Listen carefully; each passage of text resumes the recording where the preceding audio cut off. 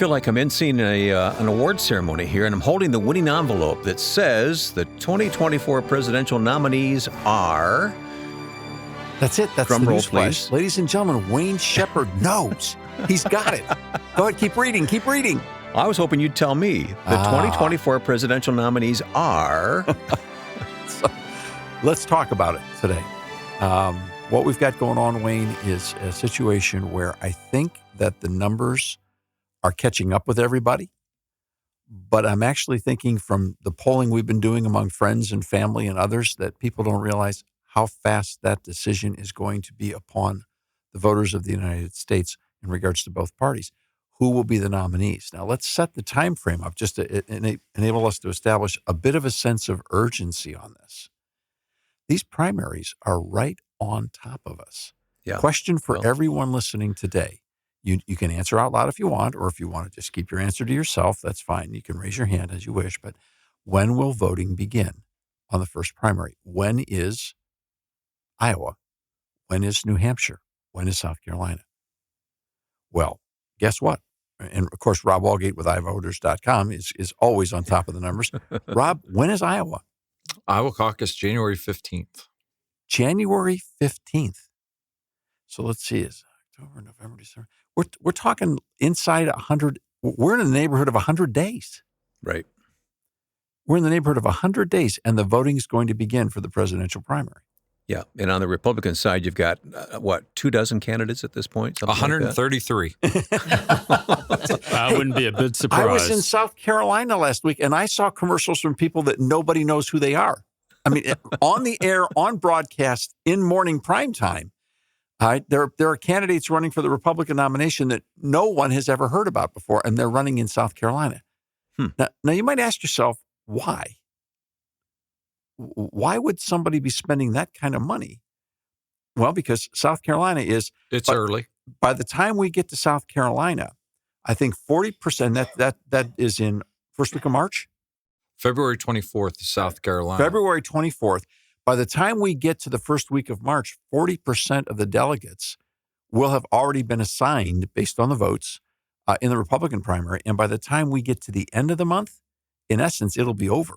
The only ones before South Carolina are Iowa, New Hampshire, and Nevada. Yeah. Then you hit Didn't Super South Carolina Tuesday. try to move up in the process? Weren't they trying to get ahead of the game? There were a lot of people that were trying to manipulate the situation. I mean, you have Nevada still going from the caucus to the primary, but the primary is now non-binding. So, I mean, each state handles it differently, and they're the ones that set it up. However, the national party plays the role of dictator and helps facilitate it all as well and lets you know how many delegates you'll be awarded if it's winner take all. I mean, there's a lot of methods to the madness, or madness to the method.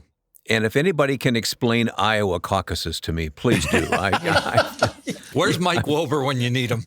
Pack a bag, bring your toothbrush and lots of snack food, because you're going to be walking back and forth across somebody's family room several times in the evening, and you won't get home till real late. All right? Okay. That's the best explanation I've heard. Yeah. there it is. But there's more math ahead for Rob Walgate and the folks at iVoters, because remember, some states are winner-take-all states. Yes. Some states are proportional, and some states are proportional with a threshold. And let's rewind the tape. We'll go back to 2016, and iVoters, we did a number of videos. You remember that, Alan? We did a lot of videos. That was a painful, I saw the wince happen right there. I think I tried to block it out. I had to recall it. You didn't see the eye roll. Yeah. But South Carolina was very large in the Republican process, just like it was large in the Democrat process in 2020. But it wasn't supposed to be a winner-take-all state. But Donald Trump won all the congressional districts and the statewide, and he turned it into a winner-take-all state. And just as we talked about then, if it wasn't a 1v1 race, if the field was so spread thin and fractured that someone didn't have to get over 50% to get the congressional districts, get statewide, they would make it a winner-take-all state. And that's exactly what Donald Trump did. I have been waiting to ask this question. I finally feel the time has arrived. I have been so wanting to unwrap this box in this regard. South Carolina made all the difference in 2016. And what you just described was the actual process. Now, as the candidates went through the debates and then they got into the actual voting processes, Trump had this lane with a certain percentage of support, and everything was split across all the other candidates. And the lane that Trump was occupying had a lot to do with conservative policy and pro-life policy and family policies. It was kind of like the Iowa conservative lane expanded and moved outside of Iowa. And that was the lane that Trump was in. But so was Ted Cruz, and so was Marco Rubio. There was 3 candidates in that lane, and each of them had money. But then there were all the other candidates as well. And because these races are proportional, and in some cases, then they become simple winner-take-all based on plurality. In other words, if you win with 24% of the vote and the 8 other candidates split at less than 24%, you get all the delegates with 24%. Now, Rob and I and Michael Del Giorno from 1850 Main Street and so many other people in this business were looking at it going, why don't the people that don't want Trump draw straws? Picks. In fact, I even heard Mark Levin say this the other day. Yeah. Why didn't somebody draw straws and decide, okay, you're the one that's going to lead the charge? Because statistically and mathematically, if we all stay in this race, we're literally guaranteeing that Donald Trump is going to be the nominee. And it didn't seem like that was what they wanted to happen, but it almost seemed like they couldn't do the math. Well, I can give you an answer for that. Number one, there's ego involved, and people are, with inflated egos.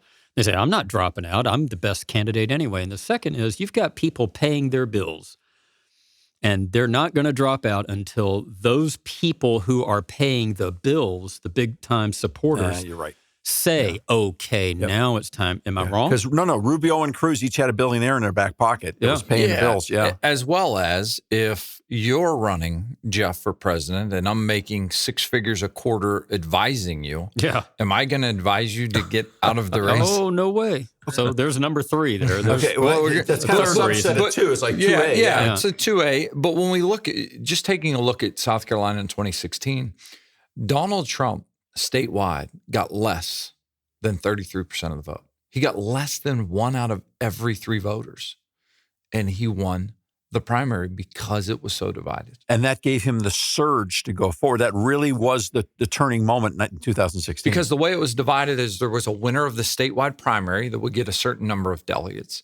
And then there were 3 delegates, I believe, awarded for each congressional district. I think they have 7. So that would be the 50, yes. No. So there you go. So when that comes to play, he won all 7 congressional districts. So it wasn't supposed to be winner take all, and he turned it into winner take all, not because it was a 1v1 race, but because the votes were so fractured among so many. So I can hear the collective head banging going on across the listening audience on this situation.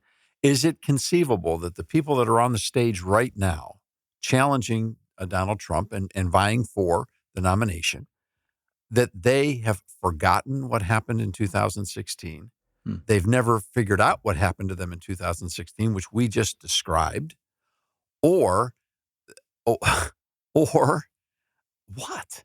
I mean, all of the above. I mean, can anyone seriously think that if we repeat the same exact process again, that anything other than the exact same result will be the outcome? Is this all like a fake theater? Is this you're assuming that people's first priority is care about our country. And I don't know these people. I don't know what's in their heart. Maybe they do. Maybe they've convinced themselves that they do.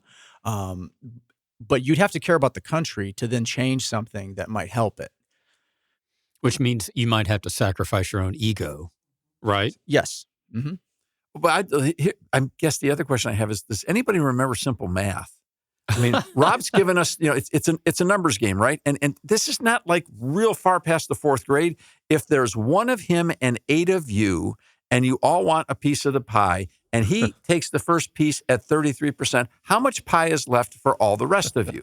I mean, help me out here. I don't get it. Are some of these people making a run for cabinet positions or vice presidency or things like that, just trying to get a little name recognition at this point? Okay, that's hard. That's hard not to argue with. But here's, again, I go back to South Carolina. But there are people that are in this race you don't even see on the national scene that are very aggressively working in the states, and they're going to get votes. So Now, maybe there's a sense of belief that Donald Trump is going to collapse in this campaign based upon the indictments and based upon other factors, and that somehow he will be unable. But there's simply no evidence of that happening in the numbers on the polling right now. It doesn't exist. So as we unfold this conversation, that's the mathematical equation, Wayne, that we're dealing with. Now, Yeah. it gets a little bit more complicated because something just happened that I don't think has got much coverage. And I don't know that it's going to get much coverage. So once again, that's why people listen to the Public Square, because we have a network of people that are there. I mean, I don't know, maybe it may be a disease that we all have in common, but we can't let this stuff go no matter what the hour of the day or night is. And I'm glad you're not going to let it go. It's very important to bring that up, and we'll get to it next here on the Public Square. We've heard from everybody around the table except Sherry Eisen. So, Sherry, the whole next segment is yours. It's all Sherry. All right. I can't tell you that's my dream. Yes. Okay. Listen, we're going to give her a head start. Here's the question. The New York Times article talking about how Donald Trump is walking away from the pro-life issue. We need to talk about that. All right, that's Dave Zanotti, and we've heard from Rob Walgate and Jeff Sanders and Ellen C. Duncan. I'm Wayne Shepherd, and Sherry Eisen is going to be next here on the Public Square.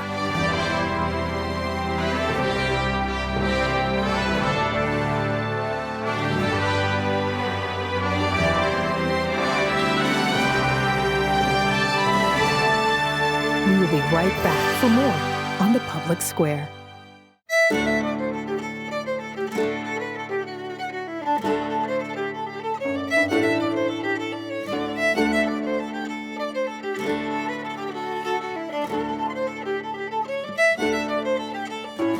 And we're back with the Public Square, the weekly edition. Did you know we have other editions of this program? They're all heard online at thepublicsquare.com and on many radio stations, of course. So we're grateful for each and every listener who tunes in one way or another, or joins us online at thepublicsquare.com, or with that smartphone app. Don't forget about that very handy feature from the Public Square. It's free of charge in your app store. You can download the program and take it with you. Take it to the gym. Take it in the car, wherever you go. All right, back to the conversation. Dave, you set us up a moment ago by saying there's some important news that most people haven't heard about. Here's the headline from the New York Times. Quote, "A terrible mistake," end quote. Trump criticizes DeSantis on abortion ban. Let me just read a little bit of this. The former president, while denouncing his chief rival for the Republican nomination, also largely evaded questions on the issue. Former President Donald J. Trump, whose Supreme Court appointments led to the overturning of Roe v. Wade, harshly criticized his top rival in the Republican presidential primary, Governor Ron DeSantis of Florida, for a 6-week abortion ban that Trump called, quote, "a terrible thing." Now, the article goes on with several other statements that are quite interesting about the president talking about the question of abortion. But let's start right there. What is happening here? Now, again, if you're new to the entire debate, and this has been so fast moving over the last year and a half, a number of states passed during the regime of Roe versus Wade. They passed laws that they knew could not go into effect unless Roe fell. Very popular in those laws were heartbeat laws or 6-week laws, in which the states, basically the legislatures, representative people who were voted there by the voters of the states, passed laws that said, if Roe versus Wade falls, then we want to go to a 6-week ban on abortion. Now, there's other exceptions, life of the mother, health of the mother, other exceptions in there, but it's commonly based on, talked about being a 6-week ban or a heartbeat bill ban, because at about the same time of 6 weeks, heartbeat activity is noted. If you've ever been in an ultrasound, you've heard it at the 6-week level. So these were passed. Now, in DeSantis' case, the Florida legislature, after Roe fell, passed a law that would make this enacted, and that is the current policy in the state of Florida. So how does it work that the president who gave America the nomination of 3 of the best justices we've seen come down the pike in a long time, as far as good judges and bright minds and well-studied people, how is it that that president who helped build the winning edge for Roe versus Wade to be overturned with the help of the Senate, how is it that suddenly he's calling what Ron DeSantis did a terrible thing? Now, Sherry, you get to answer for Donald Trump. because you're up. No, no, it's your turn. Well, I take a look at his general personality and how he always goes around the art of the deal. I think the manipulation of words is a big factor in this because, particularly in politics, words matter to us and they mean something. But in politics, they are designed for achieving a goal and a power and a purpose that they may not even be standing behind. I can't speak for Donald Trump. He kind of hurts himself many times because you don't know what he believes. If he is standing on this and he really believes in it, but he's turning around and he's trying to attack his opponent, he's going to use those same words. It's very difficult to find out where they're coming from and what the purpose is and what they're doing. It is a surprising decision that he apparently has reached here. But here's what I thought of when I read the article, Dave. If he were elected in 2024, he would be a one-term president because he's already served one term. So that means he wouldn't be beholden to his constituents in the second term as closely. I'm looking. Where's the actual audio of this quote? Is there audio? Is there video of this quote? I'm confessing that ignorance, as even on air here. I can't find the full quote. I see like quotation marks around terrible there's multiple idea. sources in the New York Times article. Then they go to an NBC event that he spoke at and other things. So this is a composite. It just still feels pieced together. It feels pulled and pieced. And I would like to hear the full context of what he meant. And because I don't necessarily trust the New York Times reporting all the time. So I just, Alan, I'm so disappointed. You're so fair and balanced. You didn't. I am. I'm reading Someone's throwing a yellow flag in this conversation. All right. There's a penalty on the field. I just want broader context. Yeah. I'm not saying he didn't say it. I just would like broader context. Foul that's 5 yards. And all right. So just further review. All I want is further review. Illegal procedure. Okay. All right. Now, there are several other quotes that are in this article which take it even farther. Now, the Times is saying that in talking to Trump's advisors that they consider abortion to be a losing issue. Now, this is something we heard earlier in the first presidential debate when Martha McCallum prefaced her question about abortion to the 8 candidates on the stage saying abortion's a losing issue. And what they do is they're all repeating the same narrative based upon the red wave that didn't happen in 2020, and they blame the red wave for not happening on abortion. Now, let's break that down for a second. There's a certain logic in that if you want to stay at the surface, if you want to be very shallow about the conversation. But there is a logic to it. First off, we have to ask ourselves, who actually predicted the big red wave? Because I know we didn't. Are you talking about in 2022? Yes, in 2022, the big red wave for Congress. Sorry, I got the right media. I heard it all the time. Yeah, so it was a media-created reality. But no one sat down and said, people don't like change. I don't care what the change is. People don't like change. People don't like little change, but they really dislike big change. And so people have been living for 50 years under the shadow of the wall of Roe versus Wade. Now suddenly that wall disappears and everybody goes, oh, I don't know if I like the looks of things right now. There's a reaction. There is. And so many times online, now with communication being so easy across the country, people think, oh, you know what? I know what's happening in Nebraska, even though I'm in New York City. I know what's happening in Minnesota, even though I'm in Jacksonville, Florida. That's not the case. They take this view from 40,000 feet and they've never walked the streets. That makes a big difference. Especially if the data is coming to them through media, especially through people like Fox News or the New York Times, because there's not all that much difference. They're just on different silos. They're not on the ground either. That was evident in something I read recently about a piece regarding a state, and the reporters were from 2 major cities, and I'm not even sure they ever stepped foot in this state. Wow. And they were disinformation reporters, and I'm like, where did they get their disinformation from? Because masters of misinformation is what they ended up being. So this is, of course, there was going to be a reaction. Did anyone write an article that said, looking at the way human history flows, when you have a major cultural change where 2 generations of people have been raised up in one form of public policy, and then in an instant, the court issues a ruling, and suddenly on that subject, everything changes, and people go, wow, you moved all the furniture. I'm not comfortable in this room anymore. And then somebody jumps in right on top of that, like the abortion industry, who's now desperately threatened for their income survival. And they suddenly come screaming in, exploiting all of that change anxiety.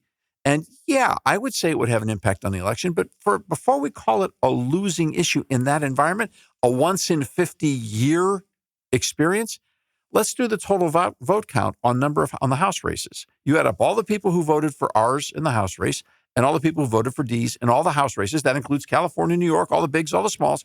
And Republicans took home more votes than Democrats did, even in that hysterical reactionary environment created by the media on Roe.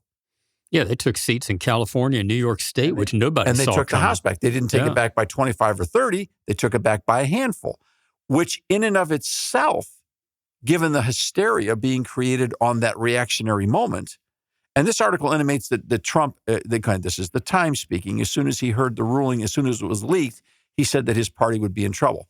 I don't know. I mean, maybe Donald Trump is one of the most profound prognosticators of politics in the world. I don't know. But his people have him convinced that a strong pro-life stance is, in fact, a losing issue. Well, and one of the other things we've talked about on the show is the fact in 2022, if Republicans had taken back the Senate the way they took back the House, they would be getting blamed for a lot of things right now. And people would be saying, well, the Republicans have the House, the Republicans have the Senate, nothing's getting done. Nothing. Obviously, it'd be because there was a Democrat in the White House, but no one would connect those dots. That's the political game today, is just offer blame wherever you have the opportunity. Yeah. Now, I don't have an answer for this. This is a question. We're all working this question out together. So I want to be very careful that people would, again, because we are so silo addicted, people listening to this program are going to say, okay, so you guys, gals, you are with some other candidate. No, we're not with any candidate. We're not going to endorse anybody in either the primaries or the general. We don't do that. We don't tell people who to vote for. But I think you'd have to be really not paying very close attention to think that when Donald Trump was able to command the evangelical pro-life lane through the early primaries in 2016, and that was his pathway to victory, if he is walking out of that lane, won't that change things this time around? Like, for example, what happens if Donald Trump loses Iowa because of his position changing on the pro-life question? What if he loses Iowa? What if he gets ganged up on in New Hampshire and he loses a second primary in New Hampshire? What if he's down 2 coming into the next run? Maybe I'm totally out to lunch here, but which wouldn't be surprising. But as I've watched Donald Trump over the past 6-7 years, his modus operandi for me seems to be that he throws things out there that are confusing statements. And he does that. I don't know why he does that. Sometimes he's self-contradictory. And I personally think he does that on purpose to throw his opponents off balance, because I've seen him switch on more than one occasion. So we got to continue this conversation because there's a little bit more data here that gets interesting on the question of, let's say he was elected. Now, how would he approach the question of abortion? Because this article in the Times actually gets into that as well. All right. Our topic today, the 2024 presidential nominees are, and I don't think you're going to get an answer from us directly here today, but we got a lot to talk about coming up on the Public Square. Once again, thanks for your support. You can find this program online if you ever have to leave us early, and listen to the rest at thepublicsquare.com.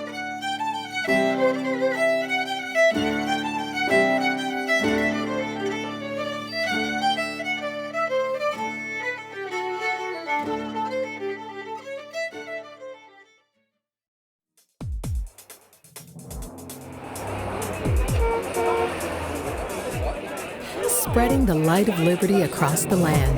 Now back to the Public Square.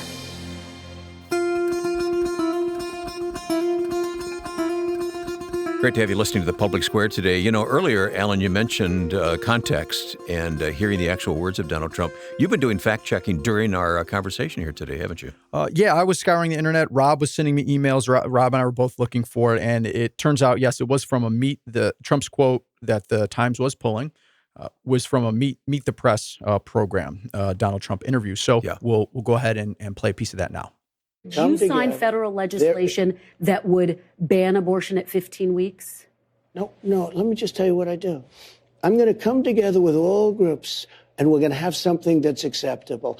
Right now, to my way of thinking, the Democrats are the radicals, because after 4 and 5 and 6 months, but you have to say this, after birth. You have New York State and other places that pass legislation where you're allowed to kill the baby after birth. Mr. President, I want to give voters who are going to be weighing in on this election a very clear sense of where you stand on this. I think they're all going to like me. I think both sides are going to like me. What's going to have to happen is you're going to have to listen. You're asking me a question. What's going to happen is you're going to come up with a number of weeks or months. You're going to come up with a number that's going to make people happy, because 92% of the Democrats don't want to see abortion after a certain period of time. If a federal ban landed on your desk, if you were reelected, would you sign it at 15 weeks? Are you weeks? talking about a complete ban? A ban at 15 weeks. Well, people are starting to think of 15 weeks. That seems to be a number that people are talking about right now. Would you sign that? I would sit down with both sides and I'd negotiate something, and we'll end up with peace on that issue for the first time in 52 years. I'm not going to say I would or I wouldn't. I mean, DeSantis is willing to sign a 5-week and 6-week ban. Would you support that? You think that I think what he did is a terrible thing and a terrible mistake. But we'll come up with a number. But at the same time, Democrats won't be able to go out in 6 months, 7 months, 8 months and allow an abortion. And Kristen, you have to look at this, because you said no. You have some states that are allowed to kill the child after birth, and you can't allow that. But, Mr. President, again, no one is calling for a child to be killed after birth. No one's calling for that but you to have be allowed. legislation. But let me just ask Kristen, you. You have legislation in certain states where it's allowed. Once again, that's from the Meet the Press broadcast. Interesting that it was the host's first day on the job, Kristen Welker, taking over for Chuck Todd there, Dave. One of your favorites? So when the president says what's going to happen is you're going to come up with a number of weeks or months, Mr. Trump said, you're going to come up with a number that's going to make people happy. And then the New York Times says that the president goes on to make a promise that he will sit down with both sides and negotiate a deal on abortion that will result in peace on that issue for the first time in 52 years. Okay, now, that's also very Trump-like. Art of the deal. Art of the deal. And so we're familiar with this dialectic coming around. So we've gone from it's a losing issue to condemning DeSantis for making, signing a bill that he considered to be a terrible thing, a very bad thing. Now, that politically was a safe call for Trump, because it seems pretty certain that whoever the Republican nominee is going to win Florida. So that's not going to cost him electoral votes. So, Rob, you had the thought that maybe Trump is actually fishing in other states right now. Well, I think Trump's probably replaying 2020 and saying, okay, what's Wisconsin look like? What's Pennsylvania look like? What's Nevada look like? How can I get people who didn't vote for Donald Trump in 2020 to vote for him there? And I'm guessing, again, the art of the deal. He's thinking if he takes a hard stance on the issue of life, maybe that won't bring those people over. I mean, he's always trying to negotiate. And again, we're not making excuses. We're not defending. We're just presenting the facts. Well, Dave, you had also sent around an ABC News piece as well. There's another quote from Trump in here that I thought was interesting. What do you guys make of this one? He says, to be honest, Republicans don't know how to discuss the subject of abortion. We do have to hold onto office. We do have to win. He says, and we can win elections on this issue, but it's very delicate, and explaining it properly is an extremely important thing. If you would have told me that Donald Trump, if I didn't know Donald Trump said that based on the article, I wouldn't have thought that would have been something that he said. Explaining things in a nuanced, proper way has never been a way that I associated him. So I actually appreciated this particular quote. We can win elections, but it's delicate. So I don't know. Okay. Yeah, I'm going to let that stand. I'm not going to touch it. It's just hanging there. It's a Mel Brooks moment. It's just hanging there. Okay, we'll leave it right where it is. All right. But this takes us to another question, though, and that's that slamming Ron DeSantis for signing a measure that the people of Florida clearly wanted through their elected officials and calling it a terrible thing. In essence, I don't know, when you take all of the data that we've got so far, it seems that Donald Trump believes that the question of abortion can be finessed. But then we get into the methodologies of doing that from the position of the presidency. And this is where things get awkward, because no president of the United States has got the capacity to wave a magic wand and create a deal on abortion, because this is factored in at so many levels of state policy and federal policy. But we've got to remember, in context, the Supreme Court just backed the United States government out of the abortion business in regards to being the player that is the final arbiter on the very existence of it and the right to it. Now, they returned the conversation to the people and their representatives, and that means that it can be a congressional debate or a state debate and or both. But now, what role does the president have in that? Now, granted, if Congress decides to pass a federal law, and then the president has to or sign it or not. So he will have a role if there's going to be a legislative debate, and whoever the president is. And he understands it would be a short-lived debate because the United States Senate is never going to get to 60 votes. Okay, now there's the stink bomb in the room. I mean, it's not realistic. I mean, regardless of anyone's position on the issue, people on both sides understand from a federal perspective it's not realistic right now. Because there is that thing called the filibuster, which is not a part of the Constitution. And really, it actually, in my opinion, it is an anti-constitutional measure, because there is nothing in the Constitution that predicates or requires a supermajority vote on general business of the House and Senate.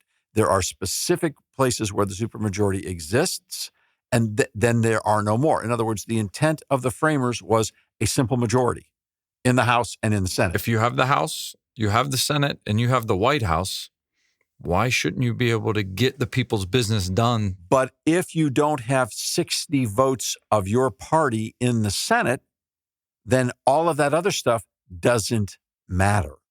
It doesn't matter. And a lot of people... That makes the Senate, a handful of minority votes in the Senate, the most powerful people on this continent. And I would love to see if that would go away, filibuster would go away, cloture goes away. That would force, if it was 51-49 or 50-50 and the vice president breaks the tie, that would force those who have letters next to their name that really don't line up, you would think, with the state they represent. Let's look at Montana. Let's look at West Virginia. Let's look at Arizona. That would force those folks to cast a vote and then run to defend that vote. Suddenly, accountability to the voters would exist again, not people hiding in the shadows in the cloakrooms. Like in Mr. Smith Goes to Washington, pulling off what they want to pull off because no one's going to know they killed the deal.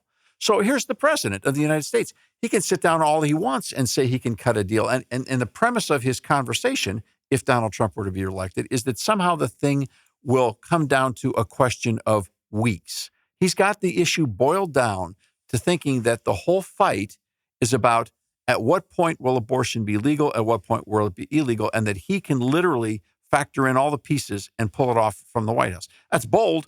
I don't know that that's leadership, but that's bold. What if he would have just said, I'm not going to address the issue right now. People know where I stand. I've talked about it, but this is an issue for the states. And he could have ramped it up and said, the justices that I appointed and were confirmed under my watch, sent it back to the states and made the most pro-life position in the last 50 years. But instead, he takes the time to punch a rival.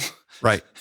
That's Donald Trump. That's what he does. Right. And I mean, it does, so the whole thing doesn't end up, it's chaos. Why should we be surprised? We shouldn't be surprised. But it doesn't matter who the president is. They're only going to have a very limited ability to impact this issue. And that is only if, in fact, we have a bill, a federal bill, passed through a Congress and passed through a 60% supermajority. And politically, what that truly means is that for the foreseeable future, like the next 4 years, this is going to be a battle at the states, a battle at the state level. And the president perhaps could be a cheerleader, but certainly I don't care who the president is. I don't know how they're going to make a deal when there's no bill on their desk. And there's more to discuss here in the Public Square, as you might imagine, and it's coming up next, so you stay with us.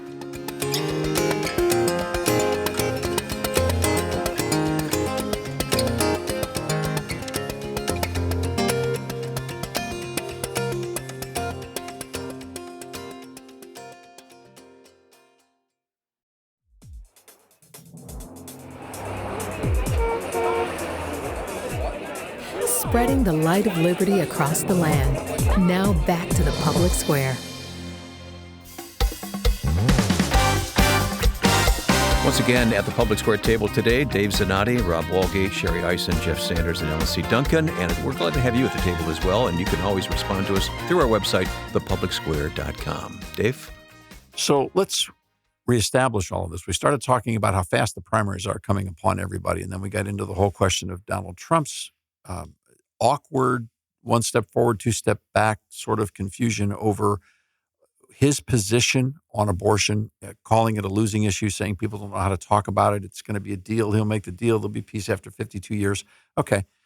Take it all at face value, not judging, just take and scratch your head and go, how's that going to work? All right. It's a fair question. And the reason it's a fair question is because the expertise on what abortion really looks like is not at NBC News. It's not at the Washington Post. And clearly it's not in the Trump camp. It's not there. Because what's actually happening on the ground is happening in the states. That's where it's really happening. And that's where it's going to be happening for the next several years. And what's interesting is none of these federal candidates have got anything to say about what's going on in the states right now. And this election is less than 100 days away, but there's an election that is closer than that. That's in the 40-day range. And there's one ballot issue in the states on the ballot in 2023 in a major swing battleground state. And that's the Ohio proposal. We've talked about it regularly here on this broadcast. Now, perhaps it will help some people to understand why when we say this is impacting the whole nation, this is impacting everything. You've got voting that's going to begin on a presidential election in 100 days, and this is an issue that's not going to disappear. It's not going to go away. So let me ask you, if the Ohio issue passes and the pro-abortion forces in Ohio get what is arguably the most unprecedented amendment that's ever been attempted in a state constitution regarding abortion. That's what this language in Ohio is unbelievable. If that measure passes, then I guess Trump's people would be right? The abortion is a loser for anyone in a red state or a blue state. The general population is swung 100% or by strong majorities. Forgive me, 100% is not right, but by strong majorities. Pro-abortion for any, it goes on and on and on. So, does that mean that Republicans will everywhere retreat from the position of life if they want to win a national election? Is this the end of the pro-life movement? Is Donald Trump prophesying the end of the pro-life movement? No. I don't believe he's a prophet to begin with, but no, I don't think he's correct. Are his advisors telling him that? I mean, what do you think? Again, let's go back to one of the videos that we're running in the state of Ohio from the Quinnipiac poll, is that the vast majority of people don't want abortion for any and every reason through all 9 months of pregnancy. 78% of voters don't want that. There's something I agree with Donald Trump about very much. People don't know how to talk about this, including him. Yeah. Because you just brought the point up, Alan. The pollsters can't even get an honest poll when they break it down. When you talk about abortion, what are you talking about? Are you talking about the 1% of the hard cases? Are you talking about 99% of the not hard cases? Not that it's ever not a tragedy and a difficult decision, but hard cases mean the ones that really do fall into those cracks where life of the mother, health of the mother, these kinds of things, as opposed to the more normal or regular cases. All right. When you ask people specifically, are you in favor of abortion on demand for all 9 months for any reason as a matter of birth control? They go, I don't think so. Majorities overwhelmingly, consistently for 30, 40 years have said the same thing. No, people recognize that when we talk about abortion, there's two sets of rights here.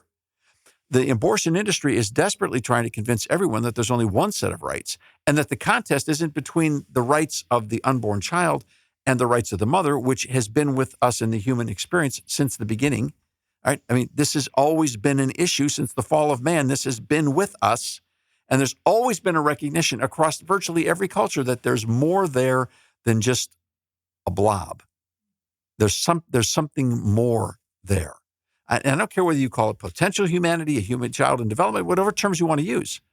Well, I think one of the things that is so important is to diffuse this debate. And it is not a debate. It has become just a division of sides, and it's emotional on both sides. Well, sure. It's you're hearing from people every day, and forgive me for interrupting, but it's no longer a debate between the competing issues of civil rights, which is a fair debate, and that's always been with us, and it always will be with us. And there are always going to be nuances and challenges and difficulties, and no one's ever going to get everything that they hope for on either side of the debate. But now it's simply between you are either pro-abortion or you're a monster. That's the debate. To say anything about protecting the life of the unborn. The unborn child has literally been totally left at the bus station on this one. There's nobody talking about the second set of rights. And what is so important is whether someone would agree or disagree with my stance, my goal is that I want truth in any debate that goes on. I want the truth. I think that's what's so frustrating when we read what has been written, what President Trump has said. There seems to be this disconnect of what you're saying and what you're doing. And maybe it's all for political purposes, but people are weary and we want truth in this. And we have to, if we're ever going to come to the table, we have to come being willing to want what is real. See, and that's the tough thing. Some people want the truth. Some people just want peace and quiet. We're not going to get it. Yeah, they just want it to go away. And so people who keep bringing up the life of the unborn child, they're a nuisance because you can't make peace with those people because they can't get off of it. And so you've got to attack the foundation upon which they stand.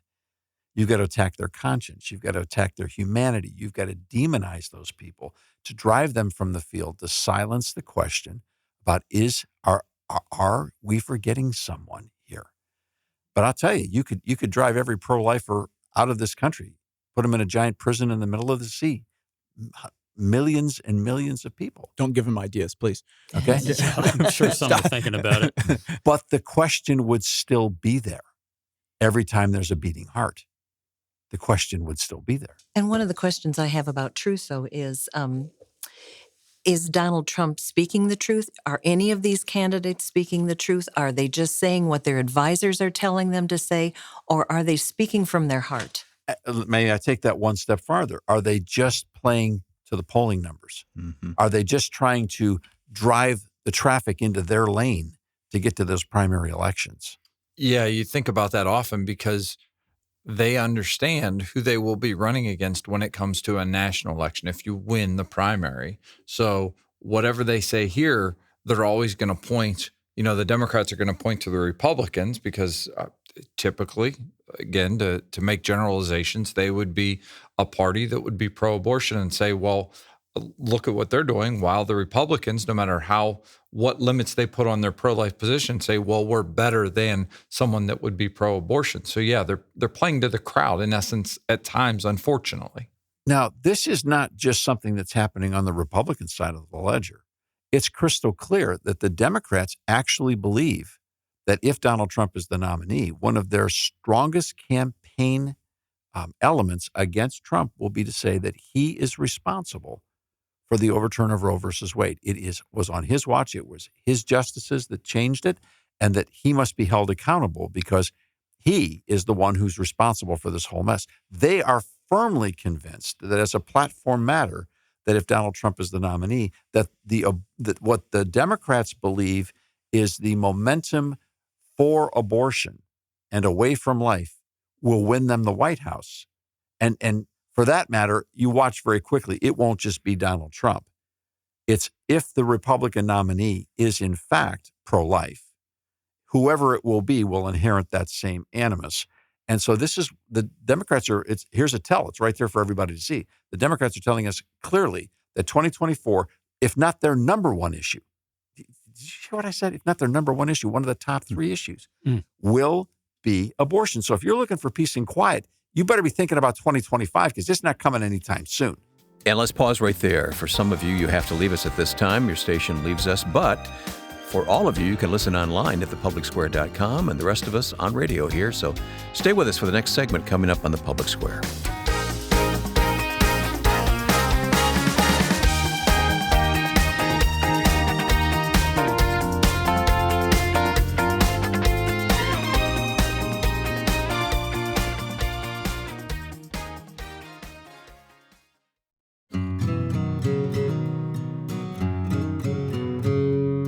One final segment coming up now on the Public Square. Thanks for joining us for this edition. I was just thinking, we started this program talking about the 2024 presidential nominees and the criticism there's too many people on the Republican side, and the other side of it is that there's not enough people on the Democratic side running for president. There's only one, really, at this point.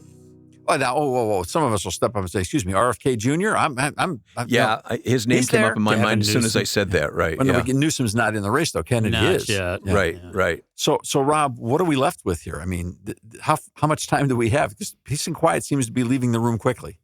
Very much so. Not a lot of time. When you look at, let's just talk about the primary and caucus calendar. I mean, by the time we get to March 12th, I believe we'll have had 25 states that have participated by March 12th. By the end of March, it's kind of over, isn't it? Yes. And it used to be the end of June. And I think you're going to have a very clear definition when it comes to Super Tuesday, March 5th. I mean, you're going to have clear direction on what's happening. But again, the problem's going to be, will someone that wins 33% of the vote win delegates in a lot of these states by maneuvering just because there's so many people in the race? I believe in South Carolina in 2016, as we talked about, I believe there were 6 folks, all got over 7%, but no one got over 33%. Okay, top of my head, fast question. Okay, so let's just say that the Republican situation ends up as a repeat of 2016, and Trump becomes the nominee with 33% support max because they played it through the system and they got into the pluralities and all that stuff. They got the nomination.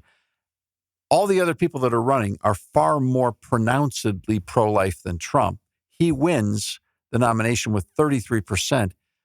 How does he bridge that gap with the balance of Republican voters who are clearly far more pro-life than he is? Then he stops punching Ron DeSantis for a 6-week ban, and he starts punching whoever the Democratic nominee is, and says, they're abortion on demand. I'm better than that. So you need to take me. So he slides the whole debate left. Yeah, he just moves. He changes who he punches.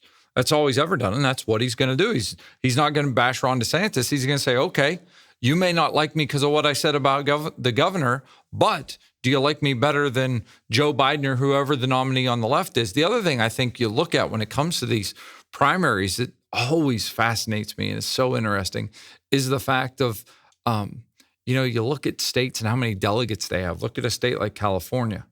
I think everyone would say it would be hard-pressed for a Republican to win California during the general election, pretty much, right? And receive those electoral college votes. But yet it has a weighted say in the Republican primary on the amount of delegates that are awarded based strictly on population. So do the parties need to get more creative? And again, to conservatives listening in California, I'm not trying to shut you out of the debate or the equation, but would you be better served to have less of a voice in the primary to give someone a bigger voice that may on election day have an impact? Again, I'm just thinking outside the box when it comes, because the parties make the rules for the primaries and how the candidates are chosen. I know a lot of people think that's constitutional, but it's not close. Well, how about the Democrat rules for the game, which is basically delegates. It's Joe. Thanks very much for shopping. And even though you're RFK and you may have 20% support, thank you very much. Whether it's Bernie, whether it's RFK, now I can't blame them because parties protect their incumbencies. I mean, look, the idea is that whoever flies the biggest plane wins again, which is, that's kind of the idea. And Joe Biden right now has got the biggest plane, bigger than Trump's. So they're just playing to their strength. They are, but it shows the hypocrisy of the parties. I mean, you mentioned Bernie. Let's look at Bernie. He's not a member of the Democrat Party, and he was allowed to stand on the stage with everybody. He was allowed to raise money off the platform. He was allowed to do everything he could, and he had no allegiance to the party, but he was the cool kid at the time. So the primaries are here, and they are right now. Now, some people are saying, oh, man, I don't even have my Christmas decorations up yet, and you're telling me we're already in the next year. Yeah, because I hate to tell you this, by the time you get the stuff put away, they're going to be voting in Iowa. Well, this is another process, too, there, Dave, where behind the scenes, state parties lobby for it. How much money, you mentioned being in South Carolina and the commercials, how much money, those people in South Carolina know how much money is spent each and every year on their airwaves and how many jobs those provide and how much that helps the economy and the community there. So the premise of this time together has been, and the nominees are, And the nomination goes to, you know what? Nobody knows. There are so many things that are going to happen, but they are going to happen fast. Mm-hmm. One thing we can say with certainty is that both parties have staked out their positions and are playing their positions out right now on what they believe will be the critical issues. One that is mentioned consistently on both sides, and now Donald Trump has picked it up and is trying to frame it. The Democrats clearly have their position, as you can see from the ballot issue in Ohio in 2023 and the ones that are coming in 2024 in Nevada and Florida and New York and other places. They believe that abortion will be a determining issue in this election.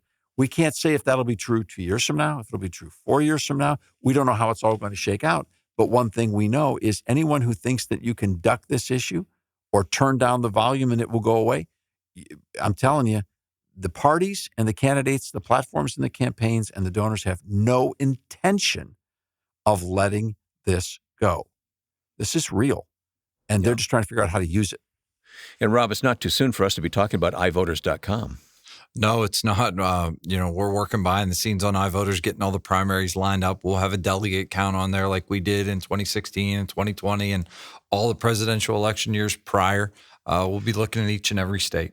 But I got to back up on that because it's been a while since we've talked about iVoters. We've got a lot of new listeners that have come along since then.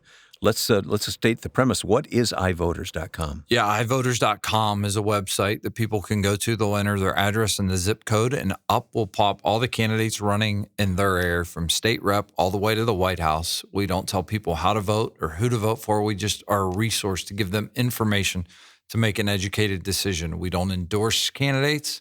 We will have endorsements there, but those endorsements come from all the folks on the right, the left, all the organizations that provide endorsements. We just want to be a resource that's used. Yeah, it's a great tool. Wayne, it's sort of a one-stop shop so that because most people would, if they could get to an election with spending 10 minutes or less on doing their homework, because by the time it comes time to voting, most people, their heads are hurting. We basically give them in one stop for free without any data mining, no affiliation with the parties.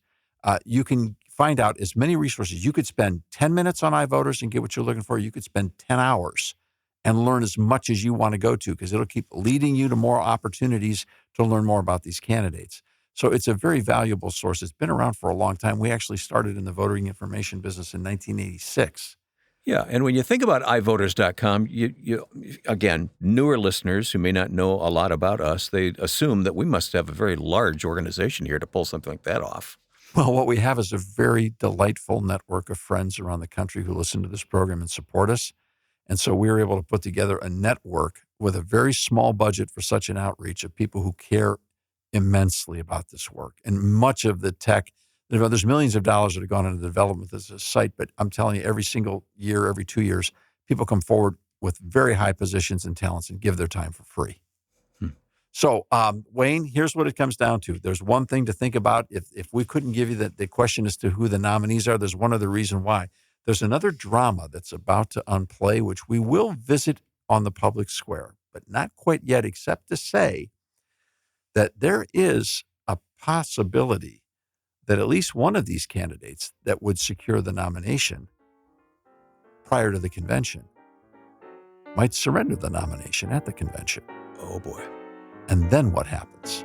Now you've got our interest. All right. Stay tuned, as they say, to the Public Square. Hey, thanks very much, team. And thank you for listening to the Public Square. Our producer is Alan C. Duncan, whom you've heard on the mic with us here today. And we appreciate your support very much. Look us up online, thepublicsquare.com. Also, aproundtable.org, our news site. So check that out as well. Thanks for listening.